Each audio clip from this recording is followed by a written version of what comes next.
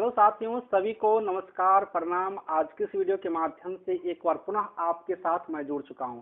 आज एक नई जानकारी अपडेट दूंगा, क्योंकि बहुत सब सारे स्टूडेंट, बहुत एएनएम सिस्टर ऐसी थी कि जो बहुत सारे लोग फोन करके, व्हाट्सएप पे कमेंट करके जानकारियां ये प्राप्त करना चाह रही थी। तो सोचे हम कि इस एएनएम का जो डाउट है, जो आपके मन में नई नौकरी के बारे में, जो आपके मन में कोई कोई प्रश्न चल रहे हैं, उन सभी प्रश्नों के बारे में मैं यहाँ पर आज को जवाब दे दूं और आज आप लोग सब कुछ यहाँ पर समझ जाओगे। तो आप सभी इस वीडियो को गौर से देखना। जो नई नौकरी की इंतजार कर रही हो कि कैसे होगा, क्या होगा, नहीं होगा, सब कुछ इस चीज वीडियो में मैं क्लियर करूंगा।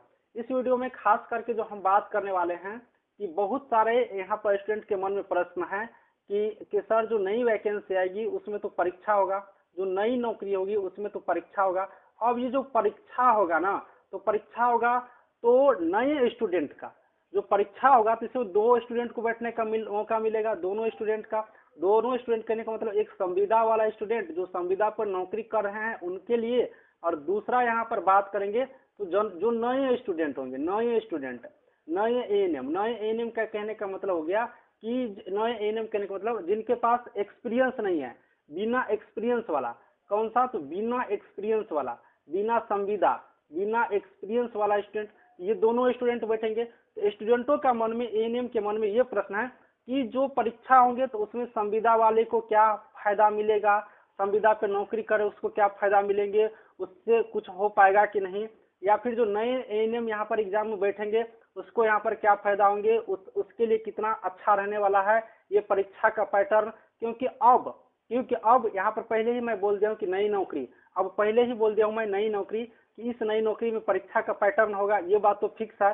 तो इन चीजों को लेकर के यहाँ पर बात है, तो मैं पूरे चीज आपको एक एक पॉइंट आपको मैं यहाँ से क्लियर करता हूँ कि संविदा वाले को क्या फायदा मिलेंगे, संविदा पे जो एएनएम काम कर रही है उनको कितना यहाँ पर फायदा मिलेंगे नई वैकेंसी में, नई नौकरी में, या फिर जो नई नौकरी यहाँ पर है उनके लिए जो नए स्टूडेंट बैठेंगे जो बिना संविदा के हैं उनको कितना फायदा मिलेंगे, वो सभी कुछ इस वीडियो में देखेंगे। तो आप लोग अंत तक देखते रहिए, हर जानकारी आपको यहाँ से क्लियर होंगे। तो यहाँ से हम लोग शुरू करते हैं पूरे सब कुछ की बात। देखिए, अब अभी क्या है कि नई नियमावली बना, सबको ये बात पता है कि नियमावली नई बना। अब नई नियमावली में जो न्यू वैकेंसी होंगे, एक बात पहले आप लोग सुन लीजिएगा थोड़ा गौर करके, आप लोग बहुत ही परेशान हो जाओगी और आप लोग पता नहीं समझ पा रही हो कि नहीं, मुझे पता नहीं। आप लोग थोड़ा अच्छा से वीडियो को समझिएगा और तब जाकर के आप लोगों को क्लियर होगा। अभी जो मैं बात कर रहा हूँ बीटीएससी के अंतर्गत जो यहाँ पर वैकेंसी आया हुआ है 10,709, इसके बारे में मैं कुछ भी बात नहीं कर रहा हूँ। बीटीएससी में जो एएनएम वैकेंसी निकला हुआ है 10,709, इसके बारे में कुछ भी बात नहीं कर रहा हूँ। आप लोग गलत मत सोच लेना, कुछ भी बात यहाँ पर नहीं कर रहा हूँ, कुछ भी बात नहीं कर रहा हूँ। आप लोग समझ जाइए, अभी नहीं कर रहा हूँ। अभी जो मैं बात कर रहा हूँ वो सिर्फ नई नौकरी, नए जो नौकरी आएंगे, क्योंकि तैयारी तो अभी से करने होंगे, क्योंकि एएनएम है, आप अच्छे से तैयारी नहीं करके रखे रहेंगे तो एग्जाम होगा बाद में। तो यही सब कुछ समझना है, क्योंकि बहुत सारे बच्चे के मन में प्रश्न डाउट है, तो वो मैं क्लियर कर रहा हूँ। तो आप लोग इससे रिलेटेड कोई बात नहीं है और इससे रिलेटेड कोई भी कमेंट भी नहीं करिएगा, क्योंकि ये अभी बीटीएससी क्लियर नहीं किया है, बीटीएससी अभी नोटिस नहीं निकाला है ऑफिशियल वेबसाइट पर। इसमें क्या होगा, इसमें परीक्षा होगा, इसमें काउंसलिंग होगा, इसका कोई नोटिस नहीं निकाला है। जब बीटीएससी के वेबसाइट पर जब नोटिस निकल जाएंगे, उसमें अब क्या आती है, काउंसलिंग की लिस्ट आती है कि परीक्षा का जानकारी आती है। अब जो भी जानकारी आएंगी तो उस पर क्लियर होगा। मैं हर वीडियो में बोलता हूँ कि ये जो पेपर के माध्यम से या फिर कुछ भी आते हैं, तो वो आप जो भी जहाँ से जानकारी हो वो चीज़ हम लोग आपको बताते हैं, और पेपर के माध्यम से आप भी पढ़ती हो तो वो चीज़ है। लेकिन ओरिजिनल जानकारी, रियल जानकारी जब तक बीटीएससी की वेबसाइट पर से नहीं निकल जाता है तब तक इनको हम लोग नहीं मानेंगे। मेन हम लोग का बीटीएससी है और बीटीएससी की वेबसाइट पर यहाँ पर सब कुछ अपलोड होगा। तो इसलिए बीटीएससी की वेबसाइट पर 10,709 एएनएम की प्रक्रिया इन्हीं के हाथ में, जो जानकारी मिलेगा तब दिया जाएगा। बाकी जो एग्जाम होगा नई नौकरी के लिए या फिर आगे कोई भी एग्जाम होता है, उसके लिए मैं सब कुछ यहाँ पर बात कर रहा हूँ। वही स्टूडेंटों के मन में प्रश्न था उसके लिए। तो अब आप लोग ये मत सोच के चलिएगा। अब यहाँ पर बात कर रहे थे नए स्टूडेंट के लिए, तो यहाँ पर नए स्टूडेंट की बात करेंगे तो यहाँ पर हम लिख देते हैं संविदा। ठीक है, यहाँ पर आप लोग गौर से समझिएगा, संविदा एएनएम यहाँ पर हम लिख दिए हैं। ठीक है, संविदा एएनएम लिख दिए। यहाँ पर हम लिख दिए बिना संविदा, यानी कि बिना संविदा, बिना संविदा एएनएम, यानी कि नए स्टूडेंट, ये कौन सा हो जाएगा, न्यू एएनएम, जिनके पास कोई एक्सपीरियंस नहीं है, जिनके पास कोई एक्सपीरियंस नहीं है, कोई उनके पास कुछ भी एक्सपीरियंस नहीं है, फ्रेशर है, वो एग्जाम पास करके आई है, बैठी है, कहीं पर नौकरी कर नहीं रही है, उनके लिए। तो अब यहाँ पर हम लोग बात करते हैं, दोनों चीज यहाँ पर गौर से आप लोग क्लियर समझना, बहुत क्लियर आप लोग यहाँ पर होंगे। देखिए, अब संविदा स्टूडेंट है, तो बिहार सरकार के नियम में क्या है, नई नियमावली में आप लोग पढ़ी होगी, हम भी बताए थे। तो 1 साल अगर आप कार्य करते हैं, 1 साल अगर कार्य करते हैं, 1 ईयर, 1 साल अगर आप कार्य करते हैं तो आपको 5 अंक मिलेगा। ये 5 अंक सीधे मिलेगा, 5 अंक आपको मिल जाएंगे सीधे का सीधे, ठीक है। तो चलिए हम लोग मान के चलेंगे, ठीक है, हम लोग मान के चलेंगे और आप लोग देखते भी रहिएगा कैलकुलेशन, तब बढ़िया समझ में आएंगे आप लोग को। मान के हम लोग यहाँ पर चलते हैं, चलो हम लोग यहाँ पर मान के चलते हैं कि कोई एक एएनएम है, एक एएनएम है और एक एएनएम है, ठीक है, और इस एएनएम ने यहाँ पर 3 वर्ष काम किया। कितना वर्ष काम किया, 3 वर्ष। अगर ये 3 वर्ष काम करते हैं तो इसको 5 से गुना करेंगे, क्योंकि 1 साल के लिए कितना नंबर मिलता है, 1 साल के लिए 5 नंबर मिलता है। तो 3 साल से गुना करेंगे तो इसको कितना अंक मिल जाएगा, 15 अंक मिल जाएगा। आप लोग थोड़ा गौर से समझना, ठीक है, 15 अंक इनको यहाँ से मिल जाएंगे। 3 साल कार्य कितना अंक मिल गया, 15 अंक मिल गया। एक एएनएम है, यहाँ पर गौर समझना, जो 3 साल काम किए तो इनको 15 अंक मिल गया, ठीक है। अब यहाँ पर एक बात और एक चीज और मान लेते हैं कि एग्जाम जो हम लोग का होगा, परीक्षा, वो परीक्षा जो होगा हम लोग के यहाँ पर, गौर से समझना तब जाकर समझोगे, जो परीक्षा होगा यहाँ पर, वो परीक्षा क्या होगा, वो परीक्षा कितना अंकों का होगा, 100 अंकों का, 100 अंकों का होगा कम से कम। देखिए अभी सिलेबस जारी नहीं हुआ है, मान के चलते हैं हम लोग, ठीक है। मिनिमम तो 100 अंक का होता ही है, किसी किसी में 150 का भी होता है, लेकिन 100 अंक हर एग्जाम में लगभग होते हैं, तो हम लोग 100 अंक को ही मान करके चलेंगे, बाकी जो आएगा वो तो देखा जाएगा। अब यहाँ पर चलेंगे, अब ये हो गया परीक्षा 100 अंकों की हो गया, ये बात आपने समझ लिया। अब मान लेते हैं कि इधर क्या हुआ, एक एएनएम स्टूडेंट इस 100 अंकों में, ठीक है, इस 100 अंकों में इसने क्या किया, 100 अंक मतलब 100 क्वेश्चन, 100 अंक, ठीक है। अब इसने मान लो इसने क्या किया, इस 100 अंकों में यहाँ पर ये क्या किया, 100 जो अंक यहाँ पर लाए हैं, 100 अंकों में क्या किया, ये 100 में यहाँ पर 40 अंक ले आए। कितना लेकर आए हैं, 40। ये 40 अंक इसको मिल गया। एक एएनएम है और वो परीक्षा दिया तो इसको कितना अंक मिल गया, 40 अंक इनको मिल गया। यहाँ पर आप गौर से समझना, 40 अंक मिल गया। अब इनको जो 40 अंक मिलेगा, इनको जो 40 अंक मिलेगा, तो मेरिट कैसे बनेगा, मेरिट के लिए, तो मेरिट के लिए क्या बताया गया है कि जितना अंक है ना, जितना नंबर आप परीक्षा में लाओगे ना, प्रतियोगिता परीक्षा में जितना अंक लाओगे ना, उसमें क्या होगा, 60% लिया जाएगा। 60% आप लोग देखे होंगे, पेपर में भी दिया था और नियमावली में भी है। तो 40 अंक लाए हैं तो इसका कितना मिलेगा, 60, यानी कि 0.6 से गुना करेंगे तो आपको कितना अंक मिलेगा, 24। ये मेरिट के लिए, ये गौर करना, ये कितना अंक मिलेगा, 24। ये मेरिट के लिए आपको जो मेरिट लिस्ट बनेगा उसके लिए 24 अंक आपको मिल गए। इस अंक के आधार पर आपको मेरिट बनेगा। सेम चीज इधर थोड़ा सा हम कर लेते हैं कि ये भी स्टूडेंट परीक्षा में बैठेंगे, ये तो आपको इस एक्सपीरियंस का मार्क हो गया। जो संविदा पे ये एएनएम कार्य किया उसका वो नंबर मिल गया पहले से, ये 3 साल काम किए, इनको 5 नंबर के हिसाब से 15 नंबर इनको हम दे दिए। अब ये भी स्टूडेंट परीक्षा में बैठेंगे, परीक्षा में तो दोनों को बैठना है, तो ये भी स्टूडेंट मान लेते हैं कि ये स्टूडेंट क्या किया, परीक्षा में बैठे, और ये स्टूडेंट क्या किया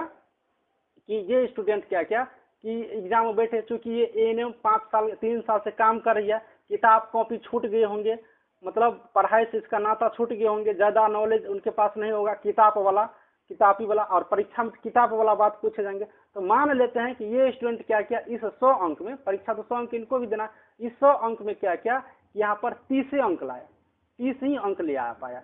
ये 100 अंक में कितना अंक लाया है, 30 अंक ले आ पाया, 30 अंक लाया। तो इसको मेरिट के लिए कितना अंक मिलेगा, 30 में भी 0.6 से गुना होगा, तो 30 में 0.6 से गुना कर दिए, इसको कितना अंक मिलेगा, 18 अंक मिलेंगे। अब गौर से समझो, अब गौर से इनको मेरिट के लिए कितना अंक मिल गया, 18 अंक मिल गया, क्योंकि ये 30 नंबर ही लाया, ये 30 नंबर लाया। टोटल ये जो क्वेश्चन बनाया ना, जो उसमें 30 अंक आया परीक्षा में, इस 100 में, इस 100 का बात यहाँ भी हो रहा है, 100 में ये 30 नंबर ही लाए, 100 में 30 अंक ही लाया। अब ये 30 अंक ही जब 100 में लाया है, इसको 30 में इनको भी 6 से गुना करना पड़ेगा, क्योंकि नियमावली में इनको 18 अंक मिला। अब यहाँ पर समझिएगा, 15 अंक तो इनको पहले मिल गया, वो तो एक्सपीरियंस पर काम किया तो उनको 15 अंक सेफ है, उसमें कोई दिक्कत नहीं है। 18 अंक इनको परीक्षा में से लाया, तो इनके पास टोटल कितना हो गया, टोटल 8 5 13, 1 1 2 1 3। अब बताइए ये 33 अंक इनके पास हो गया। इनके पास कितना अंक हो गया, 33 अंक हो गया टोटल। ये टोटल जो नंबर है मेरिट के लिए 33 हो गया। और इनके पास एक्सपीरियंस नहीं है तो इनके कितना नंबर मिलेगा, 24 नंबर मिलेगा। अब बताइए, देखिए फायदा किनको हो रहा है, संविदा वाले स्टूडेंट को हो रहा है, जो संविदा पे कार्य कर रहे हैं उनको फायदा हो रहा है। तो यहाँ पर ये 24 अंक जो है, यहाँ पर ये 24 अंक मेरिट के लिए मिलेगा, इसको यहाँ पर 33 नंबर मिल गए। एक एग्जाम्पल, एक और एग्जाम्पल मैं आपको दिखाता हूँ, थोड़ा सा और भी यहाँ पर क्लियर होगा। एक और मैं आपको एग्जाम्पल बता देता हूँ, थोड़ा सा और भी क्लियर। आप लोग जो पूछ रही थी ना, ये चीज समझ लो, इस चीज को फोन करके पूछने की जरूरत नहीं है, ठीक है। ये चीज फोन करके पूछ रही थी, तो इस चीज को यहाँ पर समझ लो, ठीक है, इस चीज को समझ लो। अब ये चीज देखिए, बहुत सारे स्टूडेंट गलत सलत कमेंट करेंगे, मैं समझ रहा हूँ, तो आप बता दिया हूँ पहले ही। मैं ये न्यू स्टूडेंटों के लिए बता रहा हूँ, जो न्यू स्टूडेंट यहाँ पर तैयारी कर रही है, क्योंकि अब आगे परीक्षा का यहाँ पर बन चुका है पूरी नियमावली, तो आगे के लिए मैं बात कर रहा हूँ। बाकी बीटीएससी अभी क्या करेगी इसकी कोई फैसला नहीं है, उसके बारे में कोई जिक्र यहाँ पर नहीं कर रहा हूँ। इस बात को आपको बार बार मैं बता रहा हूँ, समझिएगा। अब मैं एक और एग्जाम्पल लेता हूँ। मान लेते हैं कि कोई एएनएम स्टूडेंट है, ये क्या किया है कि 4 साल काम किए हैं, तो 4 साल काम किए तो इसको 20 नंबर तो सेफ है, 5 से गुना कर लो, यहाँ पर 5 से गुना कर लो। 4 साल काम किए तो 5 नंबर के अनुसार तो इसको 20 अंक सेफ है। अब ये न्यू स्टूडेंट है, ये 100 अंक की जो परीक्षा हुआ, 100 अंक की जो एग्जाम हुआ, इस 100 अंक के एग्जाम में ये क्या किया, यहाँ पर 60 नंबर ले आया है। कितना नंबर ले आया है, 60 अंक लाया है, 60 अंक लाया है। अब ये परीक्षा में 60 अंक लाया ना, तो मेरिट के लिए कितना बनेगा, इस 60 में 0.6 से गुना होगा, तो इनको मेरिट के लिए 36 अंक। ये मेरिट के लिए मेन ये होगा, ये मेरिट के लिए इनको 36 अंक मिल गया। अब ये स्टूडेंट 4 साल से तो नौकरी कर रहे हैं, ये 4 साल से तो संविदा को नौकरी कर रहे थे, इनको किताब से तो यहाँ पर कम जानकारी होंगे। ये स्टूडेंट क्या किया, 100 में 30 गो नंबर लाया, 100 में 30 गो लाया, किसी तरह से पढ़ा। मतलब अब जो पढ़ाई जब छूट गया तो वाजिब बात है कि उनसे ज्यादा क्वेश्चन नहीं बनेंगे। आप नए स्टूडेंट हो, आपसे बनेगा, सही बात है। जिनका किताब छूट गया उससे नहीं बनेंगे, तो कितनों नहीं बना तो वो ठेल ठूल के किसी तरह से रट रूट के वो 30 गो नंबर ले आया। अब ये 30 गो नंबर लाया, इनको कितना मिलेगा, 0.6 यानी कि 18। कितना नंबर मिलेगा इनको, 18। अब देखिए ये 100 में 30 गो नंबर लाया, 30 गो नंबर लाया तो 0.6 है, इसमें भी गुना होगा तो इसको 18। इनको टोटल कितना मिल गया, 20 गो पहले से मिला है एक्सपीरियंस वाला, 18 गो यहाँ से मिला, तो इनको 38 मिल गया। ये टोटल 38। अब इनको कितना हुआ, 36। देखिए ये न्यू स्टूडेंट है, इनको 60 अंक बनाता है फिर भी 36 से मिलता है, 36 से। और ये पुराने स्टूडेंट है तो इनके लिए 30 अंक बनाता है, और इनको 20 साल पहले से 20 नंबर पहले से मिला है, और 30 अंक बनाया, 30 से ये ले आ पाई, तो भी इनको कितना मिल गया, 38 मिल गया। तो पर भी इनको नौकरी मिल रहे हैं, ठीक है। एक और यहाँ पर एग्जाम्पल देख लो। चलो ये स्टूडेंट बहुत कमजोर है, बहुत दिन से इनको किताब नहीं छुई है न, अब 2-4 साल के बाद 5 साल के बाद ये पढ़ना शुरू करेगी। 15 साल हो गया, मान लो कि 4 साल का एक्सपीरियंस मतलब क्या हो गया, 4 साल का एक्सपीरियंस मतलब 4 साल से किताब नहीं छुई है, ठीक है। मतलब 1 साल के लिए 5 मतलब 4 साल से किताब नहीं छुई है, तो या फिर वो 10 साल से किताब नहीं छुई है। तो मान लेते हैं कि इस 100 में वो कितना नंबर ला पाएंगे, इस 100 में कितना भी क्वेश्चन बना पाएंगे। तो मान लेते हैं कि इस 100 में वो 20 गो बना पाएंगे, 20 ठो। अब थोड़ा सा इसको समझो ना, वो 20 ही क्वेश्चन बना पाए। 100 में वो 20 क्वेश्चन तो बना ही लेंगे ना, कितना भी ये इधर उधर करेगा, उतना भी तो नहीं कि नॉलेज नहीं होंगे। वो फील्ड में काम कर रही है, वो सब कुछ कर रही है, तो प्रैक्टिकल नॉलेज है, तो थोड़ा बहुत तो नॉलेज है ही, टीकाकरण या फिर बहुत सारे नॉलेज तो होंगे ही, उतना भी तो कमजोर नहीं होंगे। तो इनके पास मान लो कि 100 नंबर के एग्जाम में, ये 100 नंबर के एग्जाम में क्या हुआ कि 20 को क्वेश्चन बनाया, 20 नंबर लाया, तो 20 में इसको कितना नंबर मिलेगा, 0.6 यानी कि 12 गो नंबर मिलेगा। तो इनके पास टोटल नंबर कितना हो गया, ये 12 तो परीक्षा में लाया, 20 को पहले से सुरक्षित है, तो इनके पास 32 नंबर हो गया। इनके पास कितना हो गया, 32 नंबर इनके पास पहले हो गया। जबकि ये 60 अंक बनाएंगे तब इनको 36 आएगा, इनको 60 को सही लाएगी 100 में, तब इनको 36 आएगा। देखो कितना का अंतर है, बहुत ज्यादा का अंतर नहीं है, क्योंकि ये 20 ठो तो 20 से तो बना रही है ना, ये 60 इनसे 40 ज्यादा क्वेश्चन ये बना रही है। ये जो कैंडिडेट है ये नया वाला इनसे 40 प्लस क्वेश्चन बना रही है, 40 ज्यादा, 40 क्वेश्चन यहाँ नहीं है, 40 क्वेश्चन सही करना यहाँ नहीं है, बहुत दूर की बात होता है। 40 क्वेश्चन ये 20 को बनाया, इससे 40 ज्यादा बनाया, तब इनको 36 से आ रहा है। मान लेते हैं कि अगर ये 40 ही बनाती है, इनसे दुगुना क्वेश्चन बना लेती है, थोड़ा सा कैलकुलेशन को समझोगे ना तब क्लियर होगा आपके माइंड के डॉट। आप बार बार पूछते रहते हो ना, तो इसलिए। अब मान लेते हैं कि इसमें इसने क्या किया, 40 क्वेश्चन बनाया, तो इनको कितना मिलेगा, 24। इसको 24 से अंक बनेगा, क्योंकि इनके पास एक्सपीरियंस नहीं है, फिर भी इनको 32 मिल गया। तो यही चीज है जो संविदा पर स्टूडेंट है, तो उनका किताब से नाता छूट गया है। मैं मानता हूँ इस चीज को, सही बात है।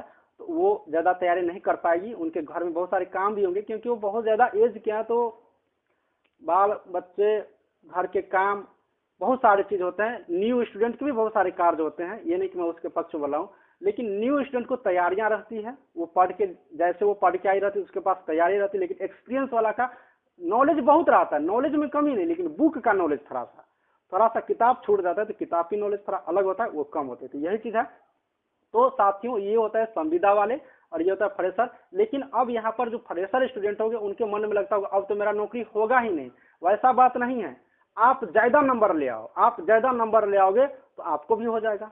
ऐसा नहीं कि जो सीट निकलेगा वो सिर्फ संविदा वाले के लिए निकलेगा, नहीं, वो सरकार उतना सीट देती है कि संविदा वाले को भी हो जाए और फ्रेशर कैंडिडेट को भी हो जाए, संविदा वाले को भी हो जाए और फ्रेशर कैंडिडेट को भी हो जाए, उतना सीट सरकार निकाल करके यहाँ पर देती है। तो आप लोग को घबराना नहीं है, न्यू स्टूडेंट को भी पढ़ाई करना है और पुराने स्टूडेंट को भी यहाँ पर पढ़ाई जोर शोर से यहाँ पर करनी है। प्यारे बच्चों, प्यारे स्टूडेंट, मेरी सिस्टर, आप सबको ये डाउट क्लियर हो गया होगा। अगर आपके माइंड में और भी कोई प्रश्न होंगे तो जरूर से जरूर आप लोग पूछिएगा। साथ ही मेरे यहाँ क्लास भी चलती है, अगर आप लोग चाहती हो तो क्लास भी यहाँ से कर सकती हो, नोट्स लिख सकती हो। 87 89 69 42 29 ये मेरा मोबाइल नंबर है, इस पर आप लोग यहाँ पर आप लोग मैसेज कर देना व्हाट्सएप पे और नोट्स या फिर क्लास की जानकारी ले सकती हो। चलिए, थैंक यू।